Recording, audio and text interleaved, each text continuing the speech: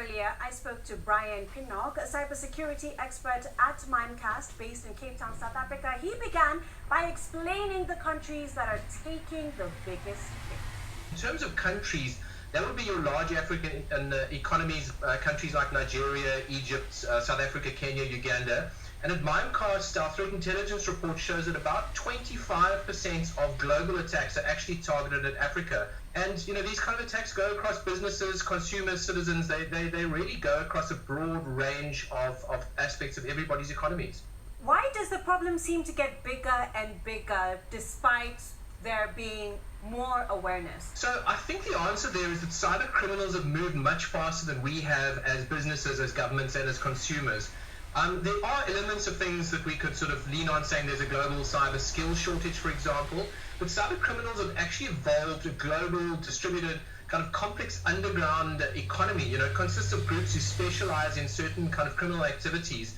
Just some examples, things like the ability to do phishing as a service has almost become like a franchise model now, what we call an affiliate model.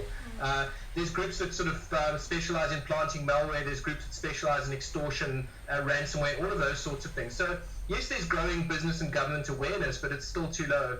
Well, the banking and financial sector, being the custodian of transactions, seems to be one of the biggest targets. What are they doing about it? So banks have mostly done a fairly good job of protecting themselves in terms of cyber protection. Where they tended to have fallen short, and I'm obviously talking about the industry overall across Africa, is using third-party suppliers, losing consumers' data and doing sorts of things like that. So they haven't done a great job of their supply chain management.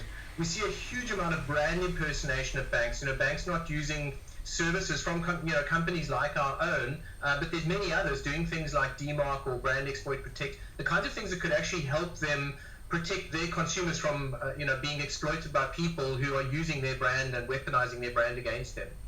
What tips would you give a person or even a business owner to protect themselves? I would say that certainly businesses, the one area they're really not focusing on a lot is in awareness training. In other words, getting their end users to be trained using some form of awareness training. We've seen huge benefits of that. And from a consumer point of view, definitely practice good cyber hygiene, do regular backups, don't open suspicious emails, use strong passwords, check your privacy and security settings on things like social media, and really fundamentally just be a lot more suspicious about these kinds of things that happen to you in the digital realm. I think my biggest takeaway from those tips is definitely be a little bit more suspicious.